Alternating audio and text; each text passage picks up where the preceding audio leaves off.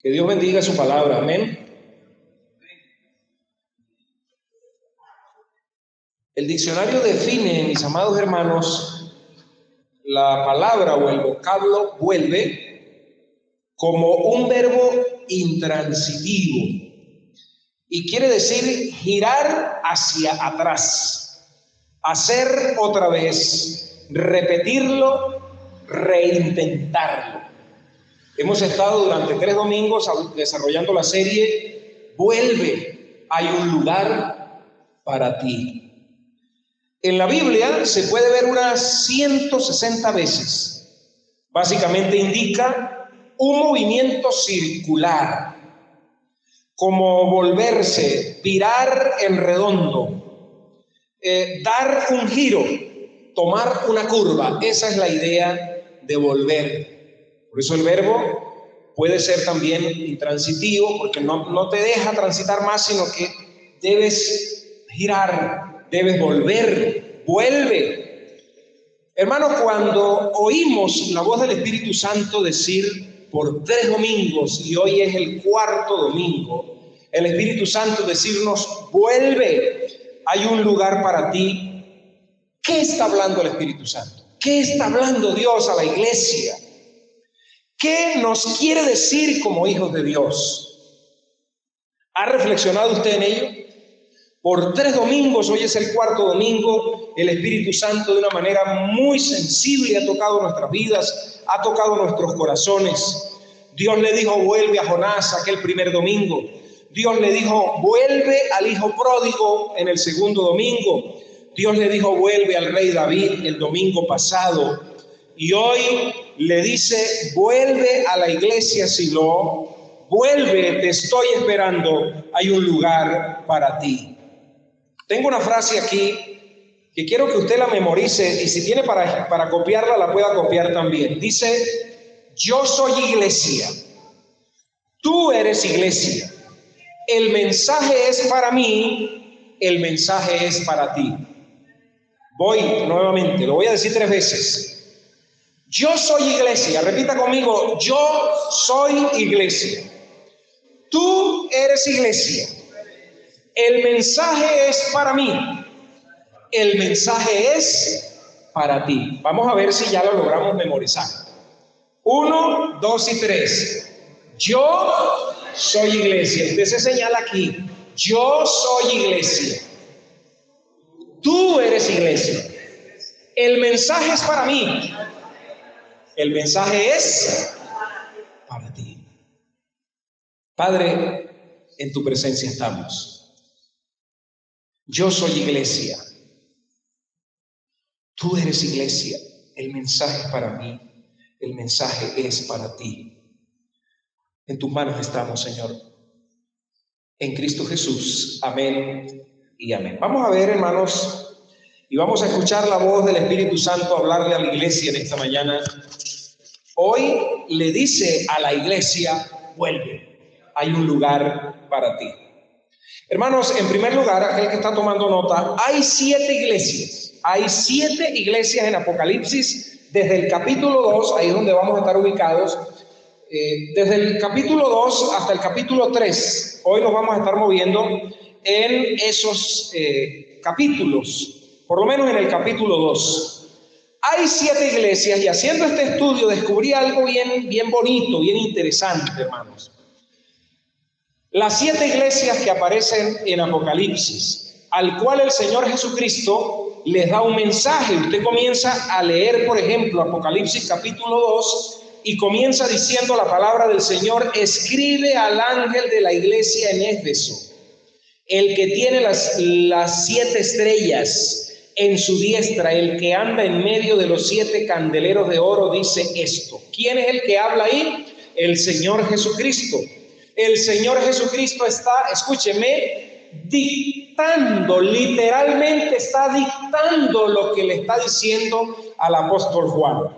¿Dónde estaban ubicadas esas 7 iglesias? Eso es lo que me llamó la atención. Estaban ubicadas en Asia Menor. Y resulta que buscando en el mapa dónde está Asia Menor, es la actual Turquía. De donde ocurrió este desastre natural tan terrible que hubo en estos días, que todavía, hermano, están removiendo escombros para rescatar a las personas. Donde hoy día, hermanos, se dice que el evangelio es perseguido. Ese mensaje de las 7 iglesias era a 7 iglesias que eran de verdad, no son figurativas. Eran 7 iglesias como esta iglesia, con sus instalaciones, con su silla, con su banca, con su pastor, con sus ancianos, con la gente que se congregaba. Y el Señor decidió escribirle un mensaje a esas 7 iglesias. Me llama la atención entonces que todas estaban ahí en Turquía. Hermanos, me puse a buscar Turquía en el mapa y tiene unos vecinos para que más o menos usted se ubique. Tiene de vecinos a Rumania, a Grecia, a Irak, Irán, Ucrania, Rusia, Egipto, Libia y más hacia el sur, más hacia abajo. Entonces nosotros encontramos a Siria, el Líbano, Jordania y por supuesto Jerusalén, hablando del pueblo de Israel. Así que ellos están más hacia arriba y estas iglesias estaban, Jerusalén estaba más hacia abajo. ¿Por qué el Señor Jesucristo le escribe un mensaje a las iglesias? ¿Y por qué precisamente a estas 7 iglesias? Porque estaban todas en una ruta comercial. Hermanos, todas estaban que una persona que comenzaba esta ruta comercial las podía visitar todas. Las podía visitar. Por ejemplo, entraba a Éfeso, que es la primera que se menciona, y podía visitarla. Entraba a la ciudad de Éfeso, luego seguía y seguía con la segunda iglesia, la tercera iglesia, la cuarta, hasta que llegaba a la 7ª iglesia. Estas 7 iglesias de Apocalipsis capítulo 2 hasta el capítulo 3 se encuentran entre varias comunidades cristianas primitivas situadas entonces en Asia Menor. Se consiguen algunas ruinas todavía ahí en Turquía de algunas iglesias. Algunos se preguntan entonces por qué Cristo escogió a estas 7 iglesias. ¿Por qué no escogió la iglesia de Venezuela? Porque no estaban, no existía nada de eso, hermano. Hermanos, estaban en una ruta, como les dije, una ruta comercial que conectaba a las partes más pobladas e influyentes. Escúchenme. Mire cómo el Señor escoge un mensaje para darle a esas 7 iglesias, porque estaban en una zona sumamente pobladas y en una zona sumamente influyente. Por ejemplo, Éfeso era como el Nueva York, era como el Europa, era como el centro del comercio, era como el World Trade Center cuando existía, era el centro del comercio. Además ahí también estaba el templo de la diosa Diana, ahí en Éfeso. Era una zona comercial. Esta iglesia también la pastoreó el apóstol Pablo, la pastoreó Apolo. Es decir, que la iglesia de Éfeso que aparece en Apocalipsis capítulo 2 fue una iglesia sumamente privilegiada, porque quienes la pastorearon fueron gente de muchísimo peso, hermano. Y es una iglesia que ahorita vamos a ver algunas características de ella, que ya usted, por cierto, conoce, pero vamos a recordar. Hermanos, esta ruta permitió entonces la difusión rápida de su mensaje entre las comunidades cristianas de la época.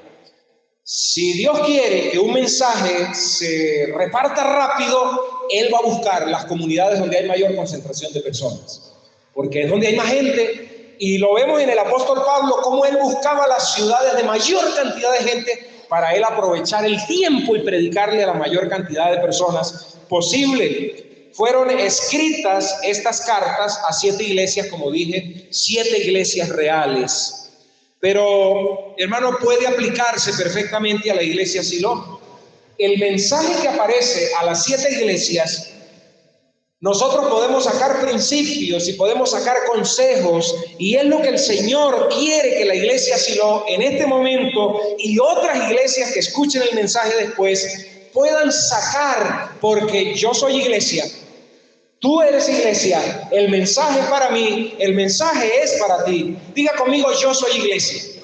Cuando nosotros hablamos de un mensaje a la iglesia, no estamos trayendo un mensaje a 4 paredes. Estamos trayendo un mensaje para Richard, estamos trayendo un mensaje para Orlando, para Josefa, porque la iglesia somos nosotros, amados hermanos. Por lo tanto, las intenciones y las instrucciones dadas a la congregación tienen un valor significativo para las iglesias de hoy día. Es un mensaje para la iglesia, y ahorita vamos a ver unas características que me dejaron, hermano, atónito. Recuerda, tú eres iglesia y el mensaje es para ti. Yo soy iglesia y el mensaje es para mí. Amados hermanos, ¿qué dice a Éfeso el Espíritu Santo? ¿Qué dice a Éfeso? Dice esta primera carta en Apocalipsis capítulo 2, versículo 1. Escribe al ángel de la iglesia en Éfeso. ¿Quién está dictando? Está dictando el mismísimo Señor Jesucristo. Y algo que me llamó la atención, que ese escribe que aparece ahí, es una orden del Señor al apóstol Juan. El mismo que escribió el Evangelio de Juan, el mismo que escribió las cartas. Al apóstol Juan le da la orden el Espíritu Santo, el Señor Jesucristo directamente, y le dice, escribe. Nosotros vemos, hermano, que las demás escrituras de la Biblia fueron inspiradas por el Espíritu Santo, fueron dictadas por el Espíritu Santo, pero aquí, hermano, está el mismísimo Rey de Reyes y Señor de Señores diciendo que escriba, al igual que Dios le dijo a Moisés cuando le dio las tablas de la ley. Exactamente aquí el Señor Jesucristo está diciendo, escribe. Dice, ¿escribe a quién? Escribe al ángel de la iglesia que está en Éfeso. Escribe al pastor de la iglesia. Ese ángel ahí es el ministro, es el que habla, el que trae la voz de Dios. Por eso, hermano, cuando Dios va a decir algo a la iglesia, primero se lo dice a la cabeza, primero se lo dice a su pastor, y eso no es por orgullo, por el contrario, es una responsabilidad enorme que Dios traiga un mensaje al pastor y el pastor no lo comunique a la iglesia, siendo que es mismo Jesucristo el que está hablando. Hermano, Éfeso fue el principal centro comercial y cultural de Asia. No había otro centro comercial, otro centro cultural de Asia Menor como Éfeso. Así que él toma la primera iglesia de Éfeso porque era una de las iglesias más influyentes. Esta carta de Cristo elogia, escúcheme hermano, elogia a la iglesia por sus obras. Elogia a la iglesia por su trabajo duro. Elogia a la iglesia por su perseverancia. Elogia a la iglesia por rechazar a los falsos apóstoles. Leemos el versículo 2. Dice así: yo conozco tus obras. Hermano, ese conozco no es como a usted le dicen, hermano, ¿usted conoce Socopó? Y usted dice, sí, yo he ido. No, ese conozco que aparece ahí es un conozco de la omnipresencia de Dios, que está en todas partes. Ese conozco de Dios es de la omnisciencia de Dios, de que todo lo sabe. Ese conozco es de la omnipotencia de Dios, de que todo lo puede. Él todo lo ve, Él todo lo puede, Él todo lo sabe. Así que cuando Él analiza una iglesia, Él lo sabe absolutamente todo acerca de esa iglesia. Hermano, Él sabe de la iglesia Silo absolutamente todo. Estamos desnudos delante de Él. Así que Él está elogiando a la iglesia. Él comienza con los elogios, Él no comienza con la parte negativa. Él comienza diciendo, yo conozco tus obras y tu arduo trabajo. Él pudo haber dicho tu trabajo, pero dice tu arduo trabajo.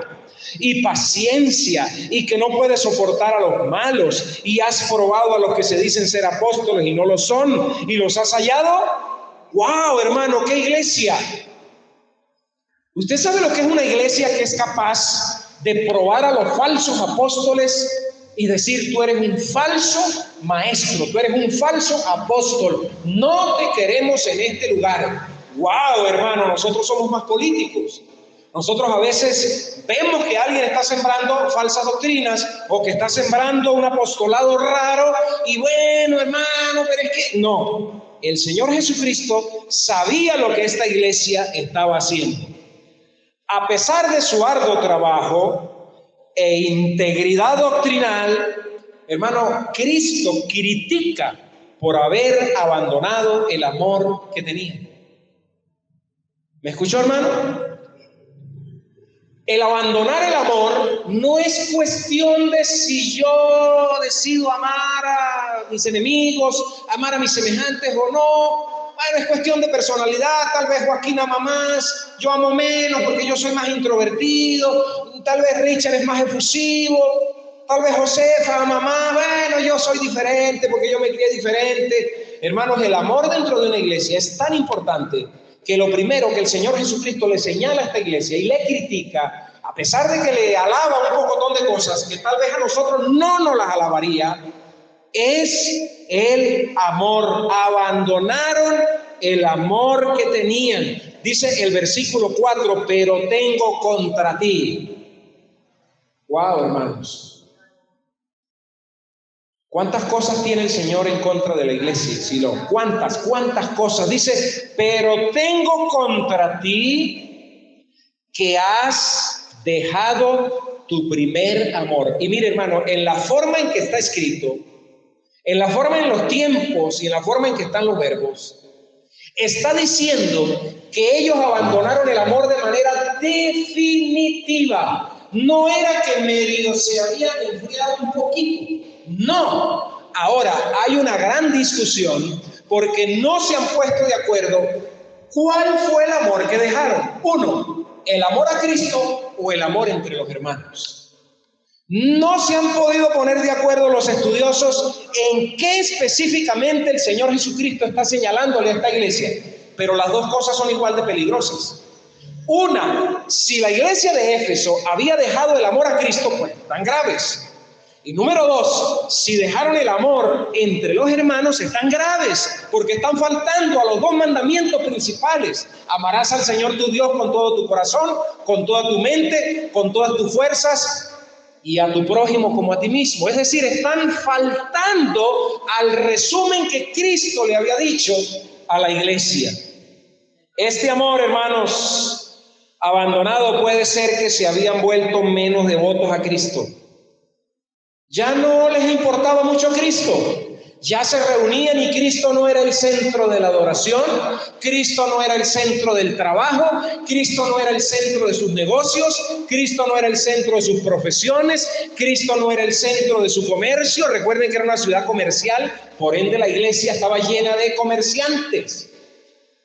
Este abandono, hermano, entonces pudiera ser que ya no eran tan devotos al Señor Jesucristo, o tal vez el trabajo que hicieron ya no estaba motivado por el amor mutuo. Repartían de pronto comida en los hospitales, pero no había amor.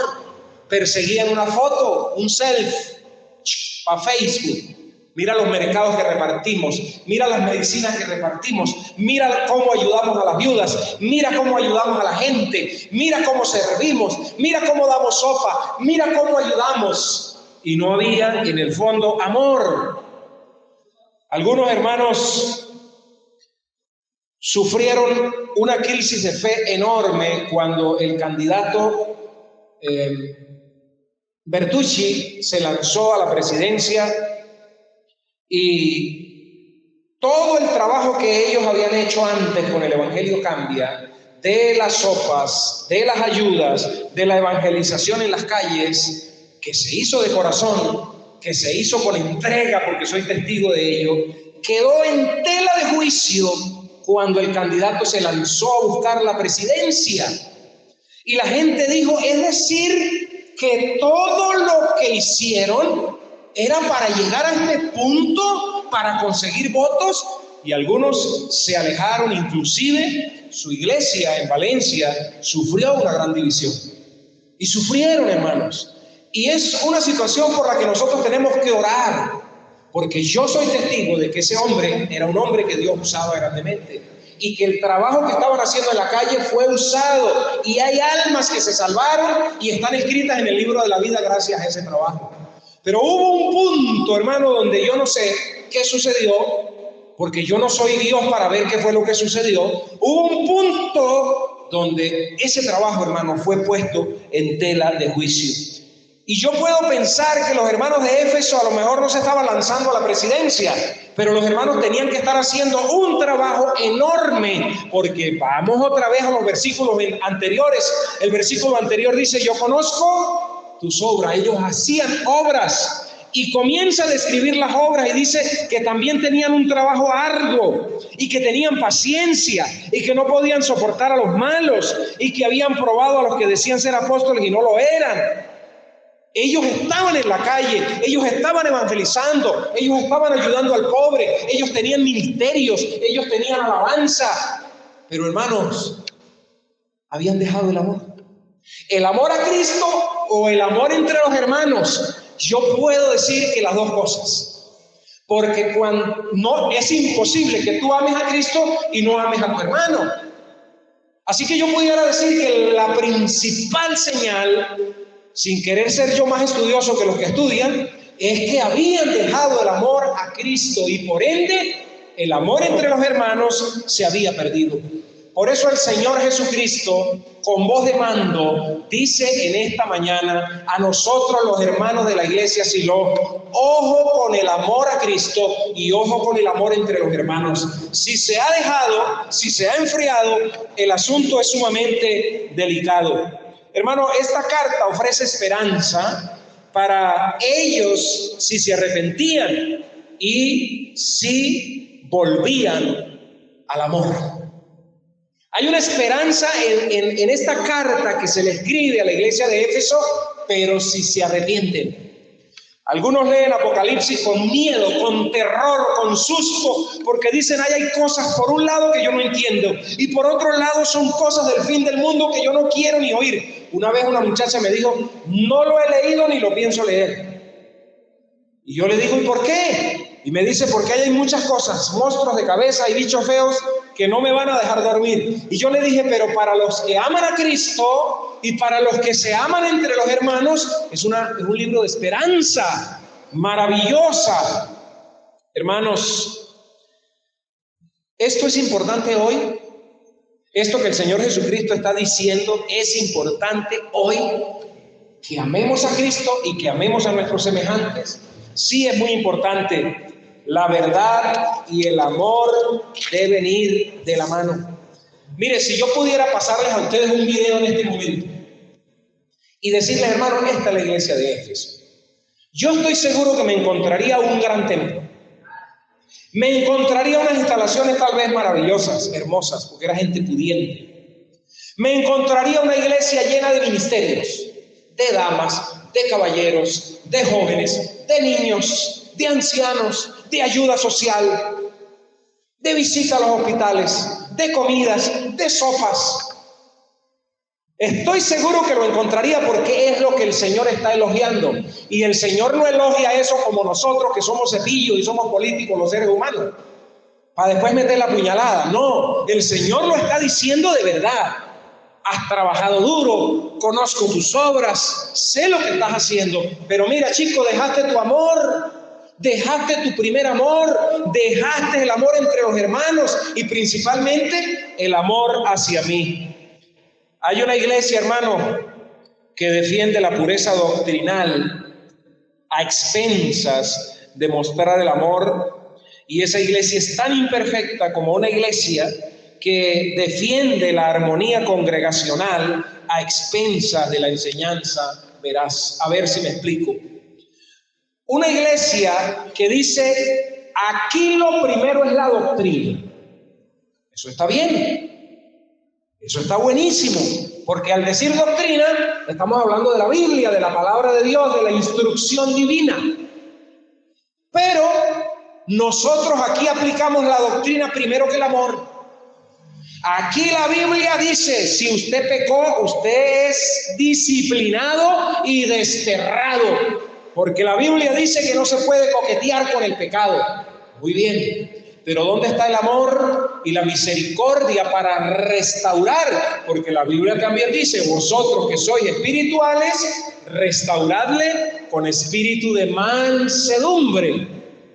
Los seres humanos somos especialistas en irnos a las puntas, a los extremos. O nos volvemos que es todo amor y no disciplinamos a nadie, no corregimos a nadie, no le decimos a la gente las cosas como deben ser, o nos volvemos, hermano, unos jueces y unos verdugos que todo es una cara de tabla y todo es una cuestión que si usted está mal sentado, siéntese bien, lo que hablábamos de la cena del Señor hace rato. Así que, hermano, el Señor Jesucristo mismo le está diciendo a esta iglesia: epa, ustedes tienen muchas obras, tienen un trabajo excelente, pero todo lo que han hecho no aparece registrado en ninguna parte. Uy, hermano, usted sabe lo que es que yo, rumbo a los 20 años de pastorado que tengo, me diga el Señor: a ver, Juancito, ¿dónde están las obras tuyas? Ah, aquí están. Conozco tus obras, tu arduo trabajo. Has sido celoso de la doctrina. Has atacado a los que trabajan con las emociones solamente. Pero ¿sabes qué, Juan? No has tenido amor. Por tanto, no me simpatiza. Arrepiéntete. Ve de dónde has caído y haz las primeras obras. O sea que todo lo que habían hecho se perdió. Hermano, la evangelización en la calle, si tú no tienes amor, se pierde. En tus obras no se pierde porque la persona puede ser que oiga el mensaje y se salve, pero en tu haber, en tu registro, en tu carpeta, no aparece porque no lo hiciste con amor. Miraste a las personas como un número. Se han salvado 3. Llevo 50 en la lista de los que son salvos y nos sentimos orgullosos. Si tú has orado por los enfermos y los enfermos se han sanado y en tu corazón se comienza a dibujar y albergar un poquito de orgullo y decir, ¿te das cuenta cómo yo? ¡Wow! Mire, hermano, eso no va a aparecer en ninguna parte. Y dice la Biblia que al final de todo se va a quemar como hoja seca, se va a quemar como hojarasca, se va a quemar como madera. No es un metal precioso, no es plata, no es oro. Todo lo que tú haces, todo lo que yo hago, principalmente yo como pastor, si no tiene el amor a Cristo en primer lugar y el amor al prójimo, hermano, yo tengo que revisarlo. Porque la Biblia me manda a mí a arrepentirme, a dar un giro. La Biblia me dice, vuelve, Juan. La Biblia le dice a la iglesia, vuelve. Jesús nos señala que una iglesia formada a su imagen debe enseñar la verdad de Dios con amor. Es lo que yo digo, mano de hierro pero con guante de seda. Usted puede tener la verdad en su mano, pero si la dice sin sazonarla, hiere, rompe, destruye y no edifica. Pero es que yo le estoy diciendo la verdad con la Biblia. Pero si no lleva amor, dice la Biblia que debemos sazonar cada palabra. Si no lleva la intención de edificar al que me está escuchando. Yo me pregunto cuántos sermones he predicado yo sin amor. Yo le decía al Señor preparando esto, yo decía, Señor, cuántos sermones he predicado yo que son la Biblia, que están apegados a la Biblia, pero sin amor. Porque uno lo que quiere es que la gente corrija y corrija ya. ¿Hasta cuándo? Dice uno como pastor. ¿Hasta cuándo esta inmadurez? ¿Hasta cuándo tanto pecado? Y entonces uno se aboca y uno va y dice, y quiere como hasta agarrar a la gente. Y el Señor dice, no, Señor, no es así. Deja que yo trabajo con ellos. Tú predica la palabra con amor a mí, principalmente, y con amor al prójimo. Y deja que yo tengo mis propios recursos. Si ya no quiere, pues lo mato y me lo llevo, dice el Señor. Pero eso no, tú no lo vas a matar. Ese soy yo, dice el Señor. Y he visto con mis ojos y he oído con mis oídos cómo el Señor ha matado, por usar un término muy fuerte, cómo el Señor le ha quitado la vida a algunos de sus hijos, a algunas de sus hijas, que no quieren. Pero eso es asunto de Él, no es asunto mío. Así que mi amada hermana, si usted está que ahorca a su esposo, porque dice, ya no lo soporto más a este sin gracia, déjeselo al Señor, ore por él. Y si son las esposas, que Dios bendiga a las esposas, déjeselas también al Señor. ¿Qué le dice entonces el Señor Jesucristo a la iglesia de Éfeso? Mire, hermanos, versículo 5 le dice, recuerda. Ay, hermano. Recuerda, haz memoria qué fue lo que pasó contigo. ¿Qué fue lo que pasó que te enfriaste de a poquito, porque eso no sucede de la noche a la mañana? No es que un día tú estás fervoroso, evangelizando, amando a Cristo, amando a los hermanos, amando a la iglesia, y al otro día el hermano se descarrió. Eso no ocurre así. Eso ocurre de a poquito, pasito, te vas alejando del Señor, de la palabra, de la oración, de la congregación, y llega un momento donde el Señor dice, has dejado tu primer amor. Y ese dejado, recuerden, es dejar definitivamente. No tenían, hermanos, ni un poquito. ¿Usted sabe lo que es que una iglesia de Cristo no tenga amor ni un poquito? ¿Cuándo pasó eso, Señor? Y yo digo, Señor, ¿cómo está la iglesia nuestra? Señor, ¿cómo estamos? ¿Qué le dice? Recuerda, por tanto, de dónde has caído. Se partió un pie. ¿Y dónde fue eso? No, bajando las escaleras. Estos días me enteré que el hermano José se había echado una resbalada en las escaleras y el Señor lo guardó. Puso la mano. Tuvo que mandar un ángel quiludo para poderlo sostener. El hermano pudo haber muerto aquí, como dicen vulgarmente, espatillado. Porque el golpe fue aquí, hermano. Si se da un poquito más abajo, se esnuca y se muere. Y entonces uno le pregunta, José, ¿dónde se cayó? Entonces él dice, bueno, yo me caí en las escaleras. ¿Dónde fue? ¿En tu casa? En las escaleras de la casa, bajando. Me caí. El Señor dice, recuerda, Juan, recuerda, iglesia Silo, de dónde cayeron. ¿Qué sucedió? Tú eres iglesia, yo soy iglesia. El mensaje es para mí, el mensaje es para ti. Recuerda, Cheo, recuerda, Freddy, recuerda, Raúl. ¿Qué pasó? ¿Qué pasó? Yo sé y he dicho en unas oportunidades que como el ser humano es especialista en zafarse, algunos de pronto dicen, yo sí recuerdo dónde pasó esto. Fue el día que me casé. Desde el día que la suegra se fue a vivir con nosotros. Esa es la culpable de mi derroche espiritual. No, hermanos, puede ser que la suegra haya tenido influencia. Dios bendiga a las suegras. Tampoco fue la esposa. Es que no, tampoco fue el esposo, tampoco fue el hijo, tampoco fue el vecino, tampoco fue la rumba de los compañeros a los que me invitaron. Es que tú te fuiste deslizando poquito a poco, amada iglesia. Eso fue lo que le sucedió a Éfeso. Y el Señor le envía ese mensaje. Recuerda, por tanto, de dónde has caído.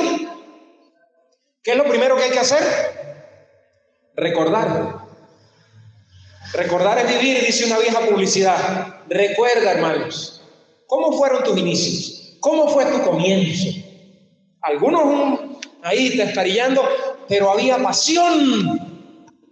Eso lo puede compartir cualquiera yo les puedo compartir, hermanos, horas. Usted puede hablar de cómo era su intimidad con Dios. El Señor dice, recuerda, por tanto, de dónde he caído, y después dice, y arrepiéntete. Hermano, para poder arrepentirnos, necesitamos saber dónde fue que caímos. ¿Dónde fue que cayó la iglesia de Éfeso?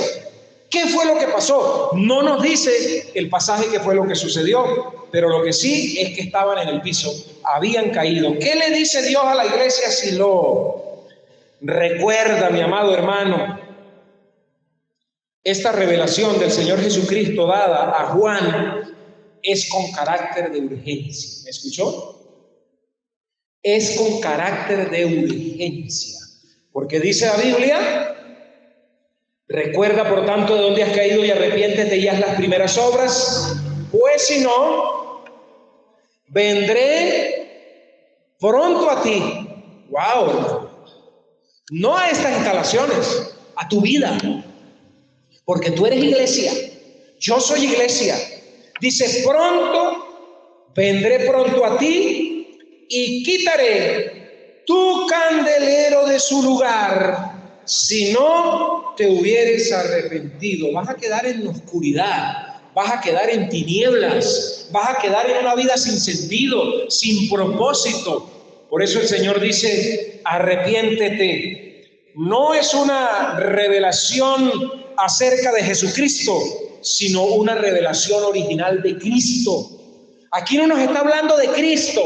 Aquí es un mensaje de Cristo para la iglesia, un mensaje con urgencia, donde nos invita a que lo revisemos, a que recordemos qué pasó con el amor entre los hermanos, qué pasó con el amor a Jesucristo, porque nos hemos enfriado.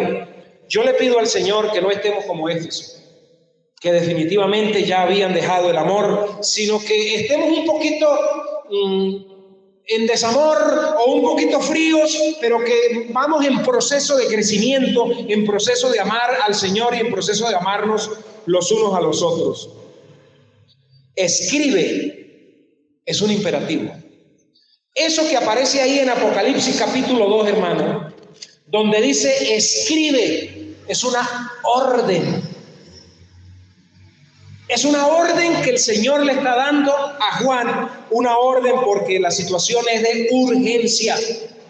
Esto fue dictado, hermanos, como he dicho, por el Señor Jesucristo al apóstol Juan, como lo hizo Dios con Moisés en los 10 mandamientos. Podemos decir entonces que Jesucristo le dice a la iglesia Silo. Veamos, hermanos, lo que dice el versículo 5. Y el versículo 6, recuerda por tanto de dónde has caído y arrepiéntete y haz las primeras obras, pues si no vendré pronto a ti y quitaré tu candelero de su lugar, si no te hubieres arrepentido. Hermano, me pregunto, ¿lo habrá quitado el Señor alguna vez? Hermano, a la iglesia de Éfeso en el tiempo, el Señor le quitó el candelero. Porque hoy día, hermano, ruinas es lo que hay. Es decir, que no se arrepintieron. Es decir, que no recordaron, a pesar de que el Señor les mandó un mensaje, no fueron capaces de recordar, no fueron capaces de arrepentirse, no fueron capaces de reconocer, porque para esto se necesita humildad. Se necesita humildad para decir, sí, Señor, yo soy de los peores. Yo soy de los peores. Dice el versículo 6, pero tienes esto, que aborreces las obras de los nicolaitas, que era una doctrina que se había infiltrado, las cuales yo también aborrezco. Tenían cosas buenas, cosas que Dios aborrecía, ellos también aborrecían. Y mire lo que dice el versículo 7, el que tiene oído, ¿usted tiene oído, hermano? Esto lo tomaron algunos políticos venezolanos para torcerlo, para aplicarlo en un contexto diferente. Dice, el que tiene oído, oiga lo que el Espíritu dice a las iglesias. Al que venciere, le haré a comer del árbol de la vida, el cual está en medio del paraíso de Dios. Hermanos, la iglesia de Éfeso era una iglesia poderosa, pero era una iglesia que se enfrió y llegó, hermano, al punto de no tener amor en lo que hacían. Eran profesionales en lo que hacían.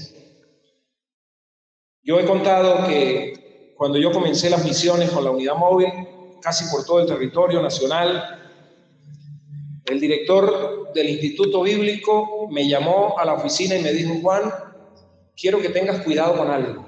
Te advierto de algo. No te conviertas en un profesional de lo que haces. Sé sensible a la voz del Espíritu todos los días. No des por hecho las lágrimas de todas las personas como que son iguales. No digas que las lágrimas son de cocodrilo. Cada persona tiene lágrimas y cada lágrima hay que darle una lectura diferente. No te conviertas en un profesional. Yo no entendí muy bien lo que él me decía. Sin embargo, lo guardé en mi corazón y me fui a hacer misiones. Recuerdo, hermano, que la primera salida fue hacia la zona de los Llanos. Estuve de San Carlos, El Baúl, hacia adentro, Guanare Viejo, predicando 3 meses por esta zona. Y después de estar 3 meses, todos los días, de lunes a lunes, abriendo la unidad móvil, colocando el videobeam, que por cierto es ese, extendiendo la pantalla, pasando películas a los niños, pasando películas a los adultos, predicando la buena nueva de salvación todas las noches, por 3 meses, por 6 meses, por 8 meses, las mismas películas, porque no había muchas, repitiendo los mismos mensajes, porque no da el tiempo para preparar mensajes todos los días, dando charlas en las escuelas, dando charlas en los liceos, dando charlas en las universidades, hablando del mensaje. Cierre esa unidad móvil, abra la unidad móvil, vamos a visitar a aquel enfermo, vamos para allá que hay un muchacho endemoniado, dicta una charla aquí, predica en la noche, tienes que ir a 15 años porque tienes que predicar en unos 15 años. Me convertí en un profesional. Me convertí en un profesional donde yo llegaba y abría la unidad móvil y ya ni oraba y decía, esta es la película que vamos a pasar hoy, este es el mensaje que voy a predicar hoy, completamente mecánico. Predicaba el mensaje, las personas se arrepentían, las personas se convertían, las personas eran liberadas de los espíritus malignos, pero yo estaba haciendo esto mecánico. Y mañana volví a hacerlo, y pasado mañana volví a hacerlo. Y a veces decía, Señor, ya no quiero predicar hoy, estoy agotado, estoy cansado. Sin embargo, me montaba, volví a predicar, y Dios es tan fiel a su palabra que las personas se convertían, hermano, que las personas se sanaban en las campañas evangelísticas. Vi personas levantarse siendo paralíticos. Y aún así, hermano, acostarse y sentarse y decir, lo hice mecánico, gracias porque tú sí eres fiel, pero yo ni siquiera me preparé para eso, Señor. Yo no tuve el tiempo porque pasé todo el día haciendo y visitando, no tuve el tiempo para orar, para prepararme. De ahí entonces se acuñan las frases, estoy tan ocupado en la obra del Señor que me olvidé del Señor, de la obra. Eso exactamente fue lo que le pasó a la iglesia de Éfeso y es lo que te puede estar pasando a ti y lo que te puede suceder y lo que le puede suceder a la iglesia. Nos llenamos de actividades, hermano, lunes, martes, miércoles, jueves, viernes, sábado, domingo, culto los lunes, culto de damas, culto de liberación, culto de oración y lo hacemos mecánico. Y venimos y ya sabemos cómo es la estructura de orar. Y venimos a los cultos y nos sentamos y sabemos que van a haber unas canciones, que va a haber unas oraciones, una lectura y nos volvemos a ir. Y mañana seguimos con la vida y el Señor dice, no. La vida sin amor no tiene sentido, hermano.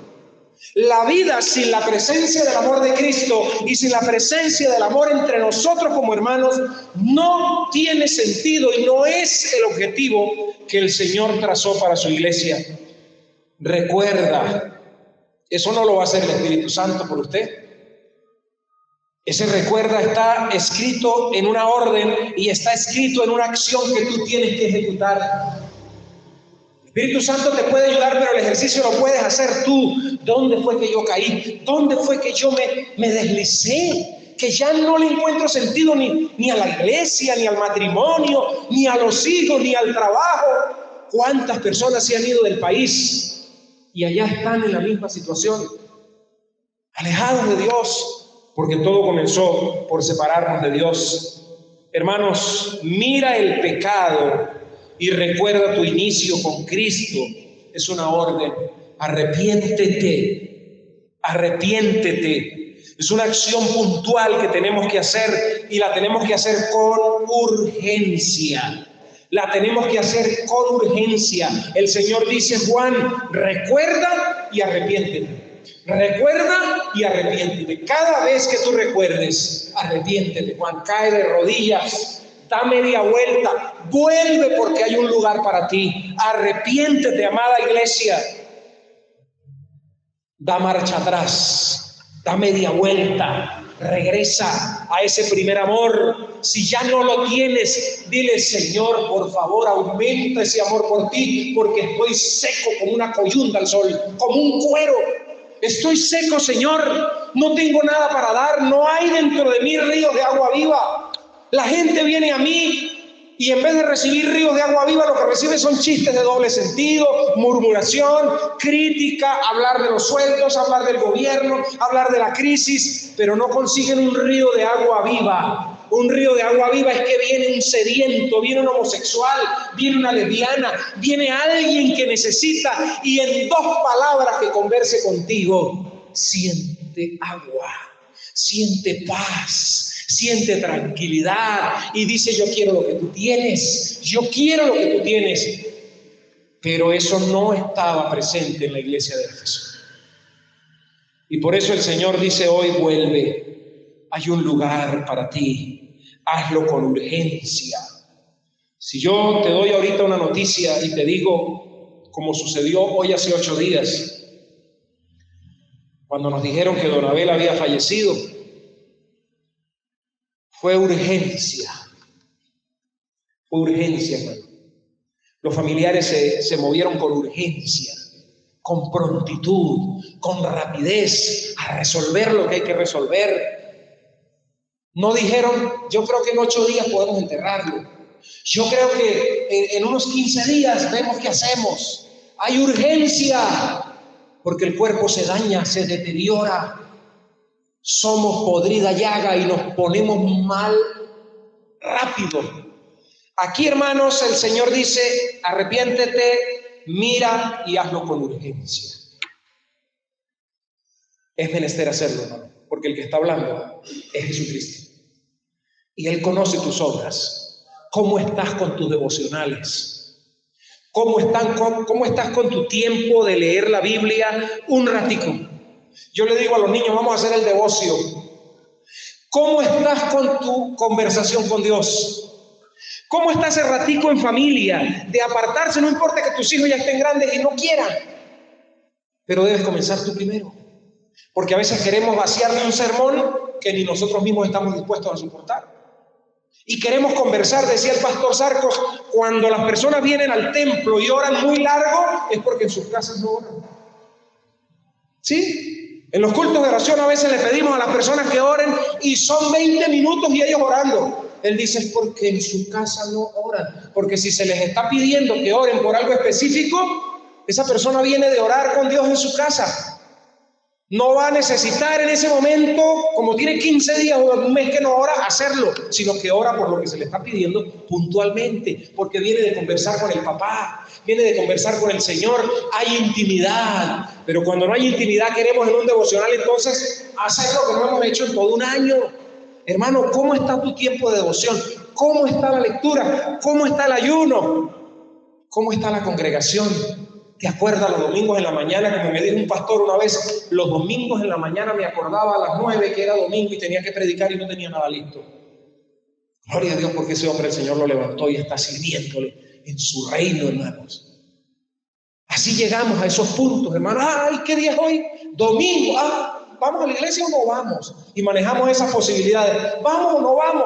Arrepiéntete, hermano. Arrepiéntete de esos pecados, porque son pecados, hermano. Son pecados. ¿Por qué digo que es pecado? Porque pecado es hacer todo aquello que a Dios no le agrada. Y jamás Dios va a levantar un dedo para decirte: quédate en casa, chico, estás muy cansado. Jamás Dios va a aprobar eso. Jamás de los jamases. Dios va a decir: vamos a mi casa y yo te doy la fuerza del búfalo. Vamos a mi casa y te doy sabiduría para los negocios. Vamos a mi casa y yo te levanto. Vamos a mi casa y yo te restauro. Vamos, alaba, glorifica, aprende a amar al que te cae pesado.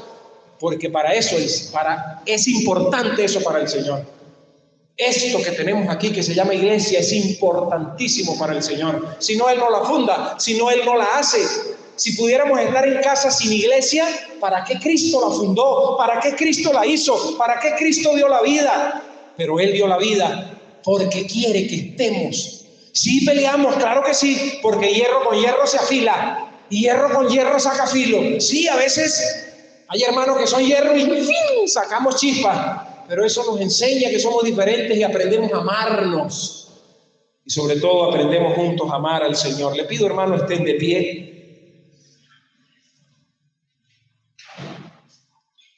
La iglesia de Éfeso tenía un abandono definido y triste a pesar de la pureza doctrinal. Wow, hermanos, era una iglesia pura doctrinalmente. Doctrinalmente no tenían nada que señalarles, pero no tenían amor.